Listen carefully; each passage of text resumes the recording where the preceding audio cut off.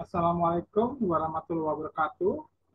Salam sejahtera untuk kita semua. Hari ini pada tanggal 29 November ya, 2022 hari Selasa kita akan masuk pertemuan ke-11 ya. Baik, kita mulai saja teman-teman. Dalam pertemuan ke-11 ini manajemen pemasaran.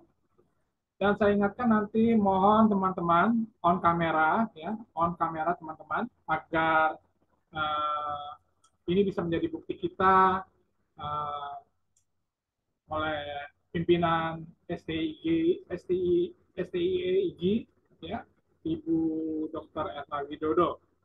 Baik teman-teman, kita masuk ke pertemuan ke-11 ya, dalam bab 10 tentang manajemen pemasaran. Kita akan bicara tentang strategi produk dan jasa ya dalam bisnis pemasaran.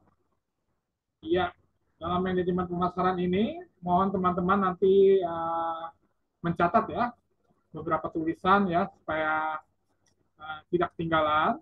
Ya, kita mulai saja teman-teman ya. Nah, kita akan lihat apa yang disebut strategi produk dalam pemasaran, teman-teman. Ya.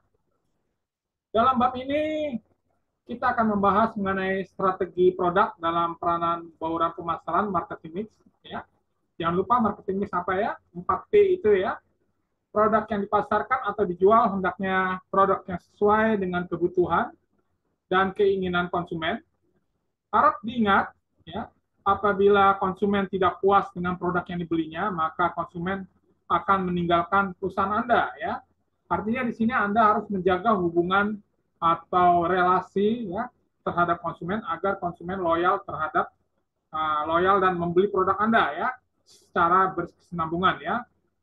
Nah, teman-teman kita lihat warna hijau ini pengertian produk. Ini berbicara adalah kebutuhan dan keinginan konsumen yang semakin bertumbuh seiring dengan mengikuti peningkatan pendapatan dan mengikuti peningkatan tingkat hidup ya. Misalkan kita ambil contoh teman-teman ya.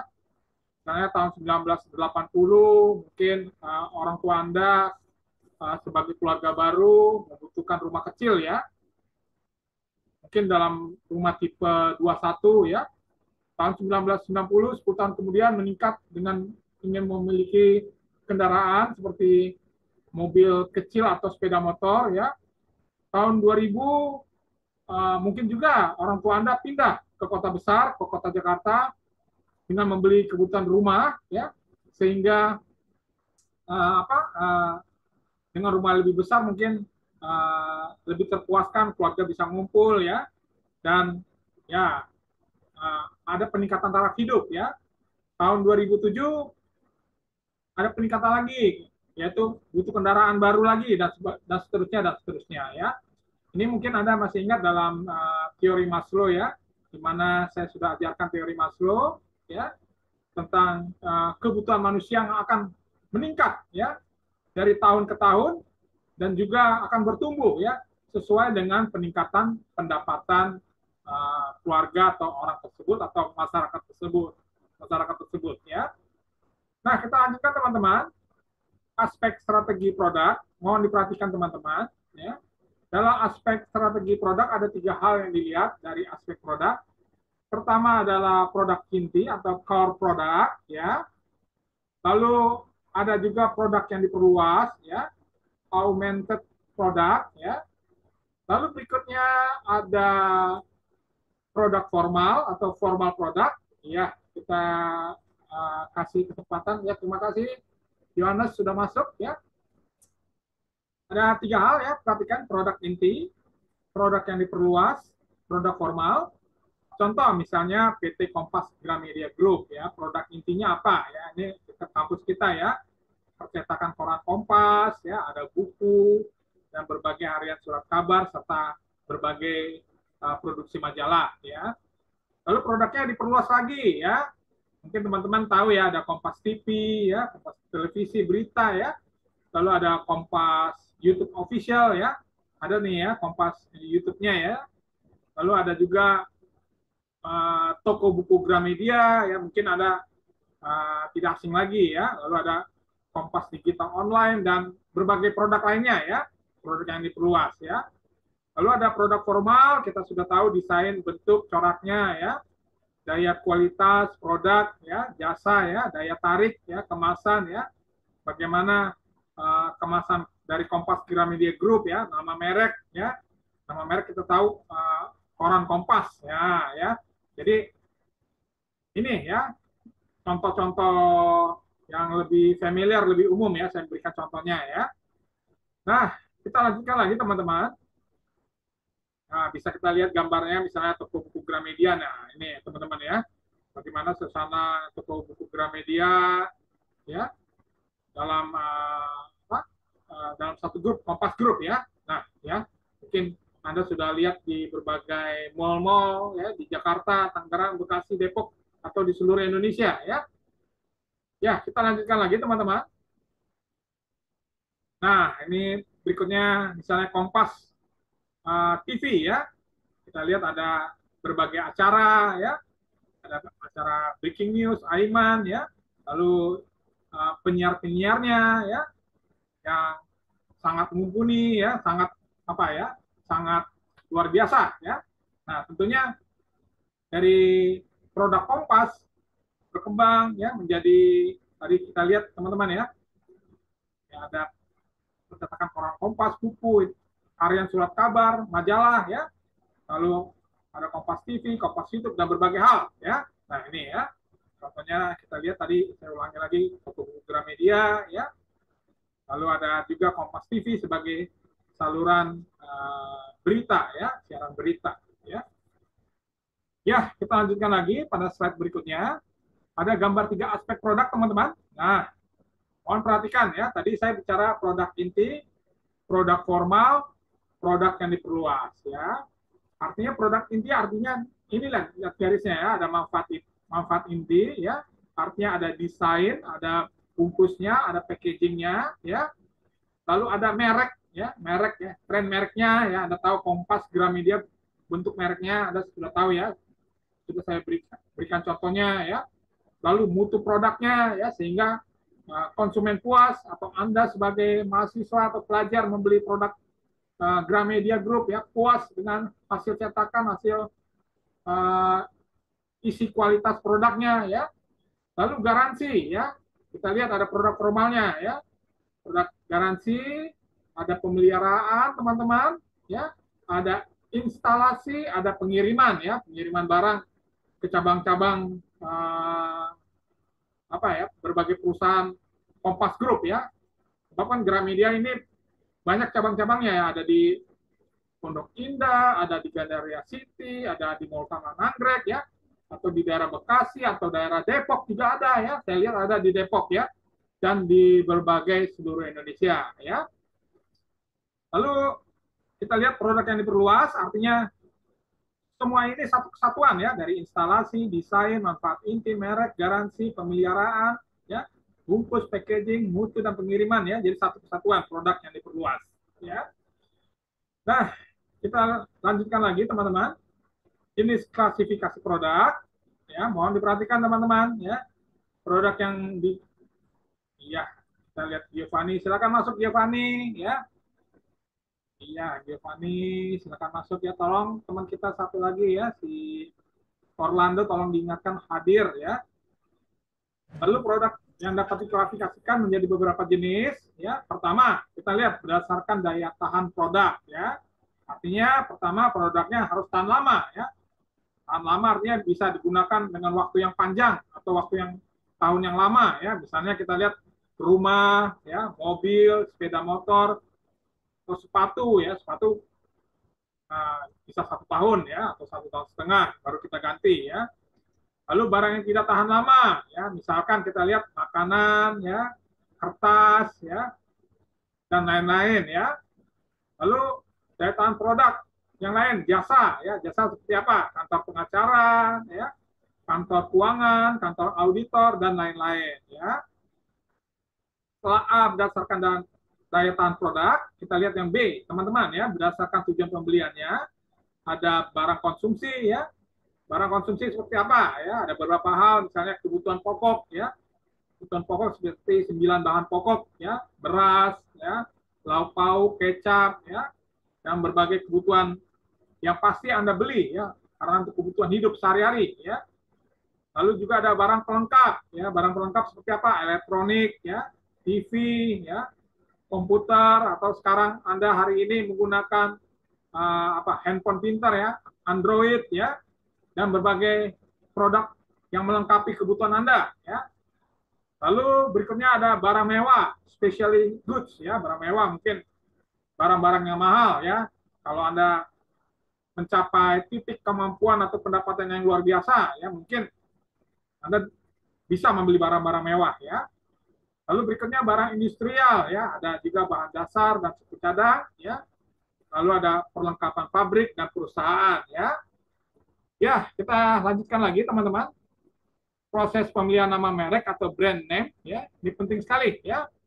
Artinya proses pemilihan nama merek ada beberapa hal yang Anda perhatikan ya. Pertama, nama merek harus menunjukkan suatu manfaat dari kualitas produk yang bersangkutan, teman-teman ya. Lalu berikutnya nama merek mudah diucapkan ya, atau dikenal dan diingat ya. Misalkan kalau Gramedia ya, orang akan ingat, oh ini tempat toko perlengkapan alat tulis ya, buku-buku ya, keperluan sekolah, keperluan Anda kuliah ya, Gramedia. Nah, ini ya. Lalu nama merek harus mudah dibedakan ya. Nah, ya.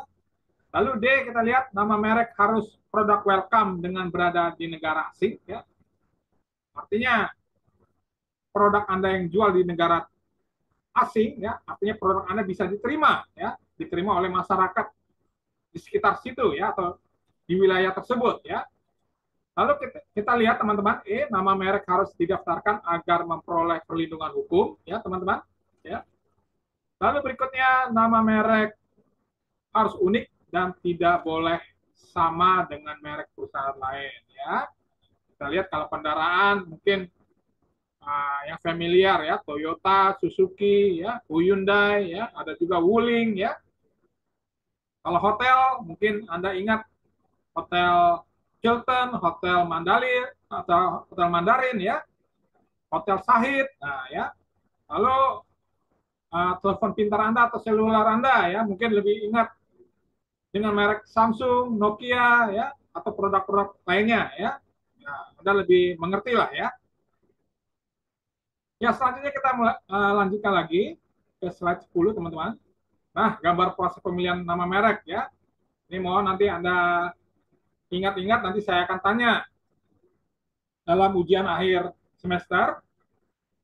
Bisa kita lihat identifikasi kriteria nama merek ya. Lalu menyusun calon-calon nama merek ya. Artinya nama merek yang pantasnya bagaimana nih ya, yang cocok ya. Lalu menyaring nama-nama unggulan ya. Lalu berikutnya kita lihat ke bawah bagaimana memperoleh reaksi konsumen terhadap nama merek yang Anda buat ya. Lalu berikutnya meneliti merek dagang tersebut ya. Artinya harus dimasukkan ke perlindungan hukum ya, hak cipta ya. Lalu terakhir adalah memilih satu di antara nama merek yang tersedia ya.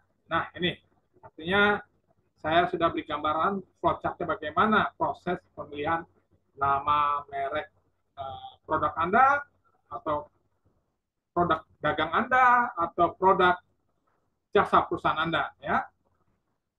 Ya, kita lanjutkan lagi ke slide 11 teman-teman. Ya, bisa kita lihat ya contoh penjelasan merek identifikasi via nama merek ya.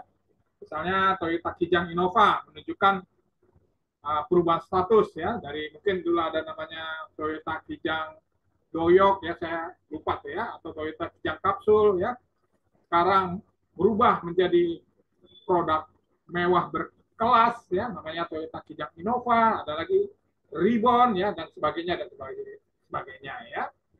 Lalu misalnya apartemen Agung Sedayu Group ya, mungkin Anda suka lihat di iklannya di berbagai TV media ya, misalnya menggambarkan produk mewah berkelas ya, seperti produknya yaitu apartemen Senopati Jakarta ya, apartemen Senayan Residence, apartemen Menteng Jakarta, dan sebagainya. Ya. Lalu berikutnya rumah makan sederhana atau ya restoran Padang ya, bisa menggambarkan rumah makan Padang sederhana yang mempunyai nilai citra baik ya, restoran bersih dengan harga cukup diterima oleh masyarakat di seluruh Jakarta, Tangerang, Bekasi, dan sekitarnya ya, dan cabang-cabangnya sudah ada di seluruh Indonesia ya. Lalu berikutnya kita lihat Hotel Indonesia ya, menggambarkan nuansa romansa romantis tahun 1960, tahun 1970-an dengan gaya sentuhan modern ya. Mungkin orang tua Anda tahulah ya Hotel Indonesia bagaimana ya. Lalu berikutnya ada lagi merek Garuda Indonesia ya. Ini melambangkan maskapai penerbangan Indonesia pertama dengan suasana ruang budaya dan food beverage ya, atau makanan dan minuman ya, dengan rasa taste Indonesia yang modern ya. Nah, ini contoh-contohnya saya berikan ya, 1, 2, 3, 4, dan 5 ya. Selanjutnya teman-teman, bagaimana penentuan posisi produk? Artinya nanti Anda sebagai manajer marketing atau sebagai owner dalam bisnis, pertama Anda perlu mengetahui atribut yang dominan yang menjadi pertimbangan konsumen dalam memilih produknya ya. Perlu mengetahui posisi atribut produk kita dibandingkan dengan atribut yang sama dengan produk pesaing ya. Nomor 2, nomor 3, perlu mengetahui jumlah penjualan dan pangsa pasar produk bagi produknya ya. Lalu keempat, perlu mengetahui kedudukan produk dan produk pesaing di pasaran yang sama ya. Nah, bisa kita lihat ya, contoh lagi nih ya, gambar posisi persaingan produk soda drink yaitu Coca-Cola versus Coca-Cola ya. Kita lihat ya. Status sosial tinggi ya, ada rendah, lalu kandungan gas rendah, ini tinggi ya. Kalau image produk Coca-Cola, Pepsi ya, itu 7up, Sprite ya, lalu mencerminkan ya status sosial masyarakat tinggi atau masyarakat perkotaan ya. Lalu kalau ke bawah orange juice ya, ini rendah ya, rendah dengan kandungan gasnya tersebut ya, dan sebagainya ya. Ini kita bisa lihat contoh gambar posisi persaingan produk ya, soda drink yaitu Coca-Cola dan Pepsi, 7up, dan Sprite ya. Ini bisa kita lihat teman-teman ya. Ya. Ya. Ini tugas kedua teman-teman. Ya, kemarin ada tugas pertama, mohon dikerjakan dengan baik ya. Saya sangat miris ya, masih ada teman kita belum mengerjakan ya sebelum ujian tengah semester ya. Tolong teman-teman ya, saya ingatkan kembali yang belum mengumpulkan tolong dikumpulkan ya. Ini video saya yang ketiga ya, jadi sudah 4 bulan ya, sudah 4 bulan saya ingatkan kepada Anda ya, Bu ya tolong dikerjakan ya. Ini tugas studi kasus kedua setelah UTS ya, menuju ujian akhir semester ya. Kita telah mempelajari tentang pengenalan identifikasi merek ya, sehingga merek atau brand produk ya, brand produk tersebut sangat dikenang atau dikenal oleh masyarakat Indonesia secara luas ya. Nah, tugas Anda silakan mahasiswa memberikan penilaian ya kepada produk lama ya, produk yang sudah terkenal ini yang selalu diingat dan selalu dicari secara terus-menerus lebih dari 50 tahun ya. Jelaskan dengan lengkap dan berikan alasannya ya, alasan-alasan yang lebih luas tersebut tentang produk tersebut ya. Silakan Anda pilih ya. Untuk mahasiswa genap ya, saya sarankan yang wanitanya tolong analisa beberapa produk aja ya, satu saja ya. Misalnya kalau Mbak Sikra misalnya genap ya, ingin menganalisa kenapa Viva Cosmetic masih disukai, dikenal oleh masyarakat ya. Kenapa ya? Atau teman kita Maria mungkin lebih cocok Mirabella ya. Kenapa ya? produk Mirabella disukai oleh konsumen wanita ya. Nanti dijelaskan, pilih salah satu ya. Ya, untuk wanita Viva Cosmetic, Revlon, Maybelline, dan Mirabella dan Wardah ya. Untuk prianya yang genap pilih salah satu ya, misalnya sepatu bata motor Honda, kemeja alisan, sepatu sandal Carville ya. Pilih salah satu, misalnya teman kita Yohanes ya. Kenapa motor Honda disukai masyarakat Indonesia ya? Anda jelaskan apa keunggulannya ya. Ya, kualitasnya bagaimana ya, bengkelnya bagaimana. Nah, ini mohon dijelaskan ya. Lalu mahasiswa ganjil ya. Pilih salah satu ya yang NIM-nya ganjil ya, misalnya wanita ada produk U, Ultimate, SK2, MS Glow, Shinsui ya. Misalnya teman kita nostalgia ganjil ya. Kenapa menyukai produk MS Glow ya? Ya, apakah nyaman untuk Anda atau merasa Anda lebih lebih glow, lebih oke ya. Saya kurang tahu ya kalau teman-teman yang wanita ya, mungkin teman-teman wanita, mahasiswi wanita, tolong ceritakan apa keunggulan produk tersebut ya. Lalu untuk mahasiswa ganjil pria ya, produknya adalah pilih salah satu Garnier ya, motor Yamaha, sarung Atlas, sepatu Adidas, susu Elemen ya. Mungkin Valentinus cocok misalkan produk Garnier Men ya.